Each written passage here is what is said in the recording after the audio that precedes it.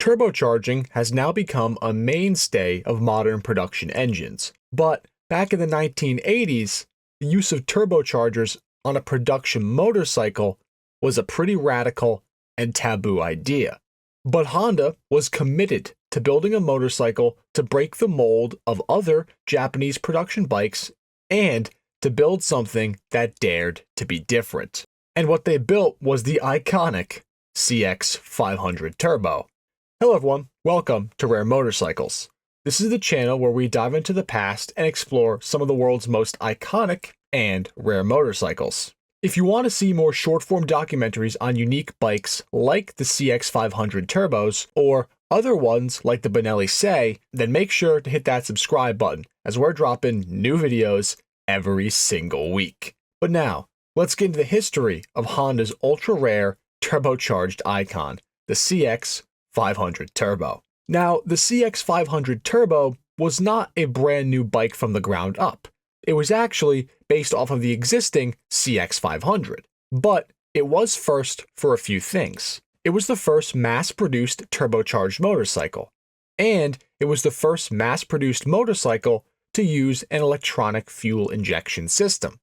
As mentioned before, this exclusive model was already based off the highly successful CX500, which was Honda's solid mid-range sports bike. The CX500 wasn't a top-speed monster, but it also wasn't a burly highway cruiser either. It was a nice middle ground bike that provided moderate speed thrills and solid handling in a relatively affordable package. The base CX500 made about 48 horsepower from its longitudinally mounted V-twin, which was already an uncommon layout to start with, especially for a Honda motorcycle. Instead of a typical Harley, for example, where the V-twin itself is clearly recognizable because it is mounted transversely, or sideways, meaning that both cylinder banks can be seen from the side profile. With the CX500, however, it was mounted more like an engine on a typical American car, where you had a cylinder bank on each side of the vehicle, kinda like on a Moto Guzzi. The CX500 was also atypical for a Honda motorcycle design because it utilized a push rod instead of the more traditional Honda-esque overhead cam design for its 4-valve heads. The engine itself from the regular CX500 would serve as the basis for the CX500 Turbo, albeit with some modifications to support the newly added turbocharger. Honda lowered the compression ratio from 10:1 to a more forgiving 7.2:1 to accommodate the turbo.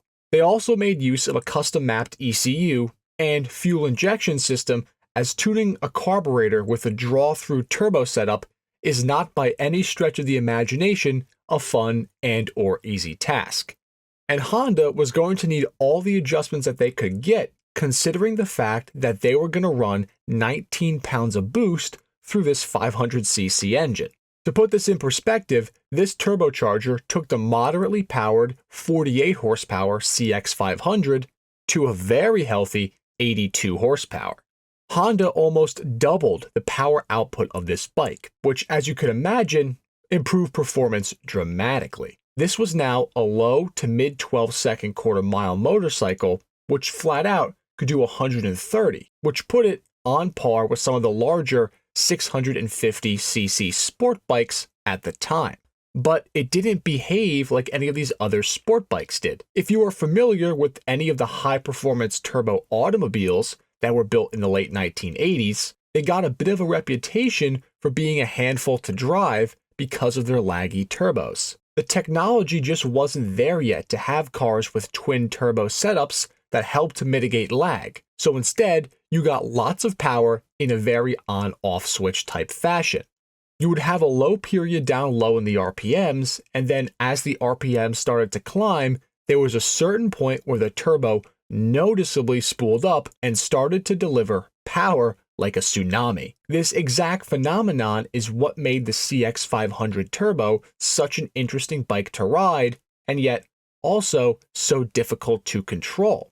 You couldn't just get on the power coming through a corner and expect a linear power band to carry you out, because in reality, you would get slapped by the boost of the turbo. Magazines in period explained riding the CX500 Turbo as almost having to recalibrate your brain to ride in a totally different way than you would on any conventional motorcycle, which Honda made apparent from the beginning with the CX500 Turbo. With all the different exterior changes they made to it, it was very evident that you were not riding just any other normal bike.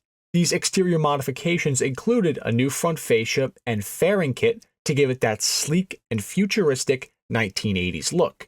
Couple that with its new audacious decals and rad 3-spoke split wheels, and the CX500 Turbo looked like it was straight out of a Miami Vice episode. Oh, and I forgot to mention the giant turbo badge on the exhaust pipe that let everybody know in a 3 square mile radius that your motorcycle had a turbo on it.